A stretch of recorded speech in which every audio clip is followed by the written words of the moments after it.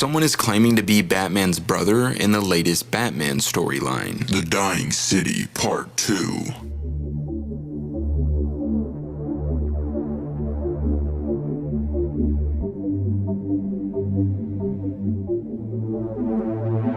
So far, we are 2 issues into The Dying City, and the first issue consisted of DC debuting a new so-called hero referred to as Commander Star. But honestly, he seems pretty suspicious and will probably end up being a villain. And then at the end of the issue, not only did one of Bruce's employees inform him that somebody was claiming to be his brother, but somebody killed Gotham's mayor, Christopher Nakano. And this issue picks up right in the middle of Harvey Bullock and the GCPD investigating the crime scene, only to be approached by Batman and Jim Gordon asking if they found any clues as to who was responsible. So Bullock told him they hadn't had any luck yet, but that Nakano's wife Koyuki was down at the station being questioned. Batman's response to this was keep the room clean because he wanted to go over it once the GCPD was done. And that's when Jim pointed out that Vandal Savage might just be their prime suspect because for some odd reason Nakano appointed him as the police commissioner, but there was a rumor he was kicking him out in the next city council meeting. After that, the story goes over to Nakano's office where his assistant Mandy was mourning his death. The reason Batman was paying her a visit was because as his assistant, she'd know best who wanted him dead. So she started naming possible suspects like the Riddler and again Vandal Savage, but something was off about the third suspect she mentioned. His name was Leonid Cole from the Court of Owls, and she claimed he always made Nakano nervous. And after seeing them get into an argument in the last issue about letting the Riddler do business in Gotham, it's definitely likely that Cole played a part in this. Moments later, Batman would go outside and share a live feed of Koyuki being interrogated with Jim Gordon. She claimed she was out on a late night stroll with her son around the time her husband was killed, but Bullock thought that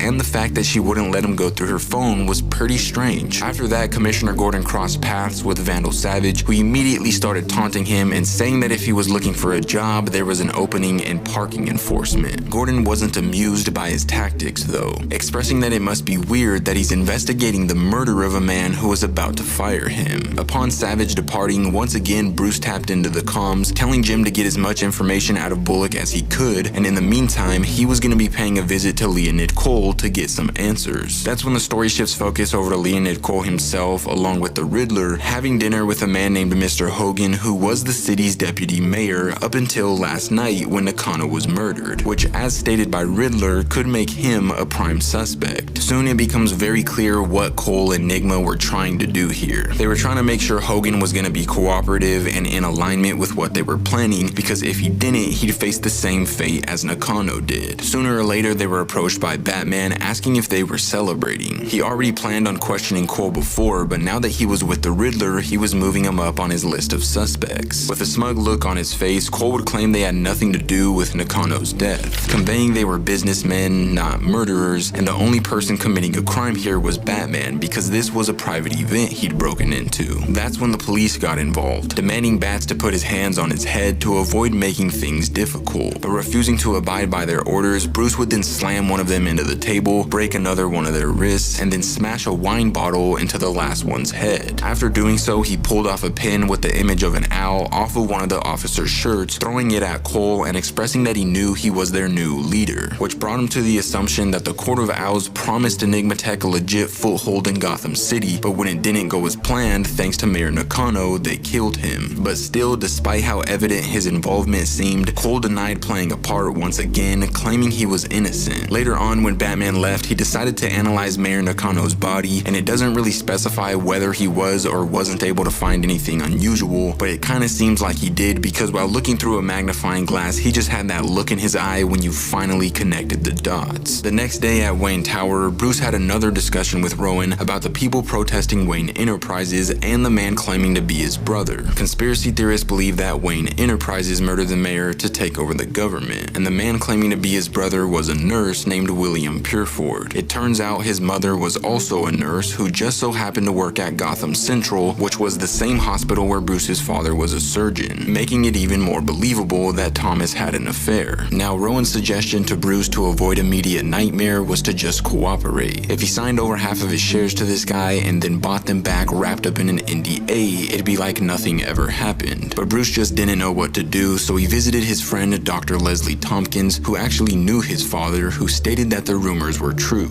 His father did have an affair, and it was with a woman named Tara. Once Martha found out, they were able to work through it, but it was so unlikely it resulted in another child because there was no way Thomas would abandon it. That's when suddenly a loud crashing noise interrupted their conversation. The protesters had violently broken into the hospital, and upon seeing Bruce, they bombarded him with insults, claiming he was destroying the city with his free handouts to immigrants. Moments later, one of the protesters grabbed a little girl by the wrist, demanding to know what Bruce had promised her because she was an immigrant. So Bruce ripped his hand off of her and grabbed him by the throat, expressing he'd put him in a hospital for a month if he so much as breathed on her. Unbeknownst to him though, one of the protesters had a gun and immediately pointed it to the back of his head before squeezing the trigger. But right before Bruce could be struck by it, none other than Commander Starr grabbed the protester's arm, causing him to fire the bullet up into the air. Sooner or later, Starr tried justifying the protest, saying it was unfortunate when bad actors infiltrated well-meaning protesters to make them look bad. The real protesters didn't want violence. They just wanted their voices to be heard and for the truth to see the light. Upon nightfall, Bruce would don the bat suit once again, this time to investigate Mayor Nakano's crime scene, only to discover that Jim Gordon was already there. As they began conversing, Bruce explained that there were owls in the police department now, and that while examining the body, it was clear that whoever did it was precise and knew how to shoot, but Leonid Cole and the Riddler both claimed it wasn't them. Leonid said he would have done it quietly, and if Nigma did it, he would have made more of a spectacle out of it. Moments later, Bruce got a call from Bullock after they cracked Koyuki's phone. Apparently, it was bad. There were a lot of texts indicating she was having an affair. But before Bruce could respond, and this is where things get crazy, because for some unexplainable and surprising reason, Gordon actually pulled a gun out on him, nervously shaking while expressing that he was only defending himself. Now this made Batman extremely pissed. He was like, "You'd point a gun at me?"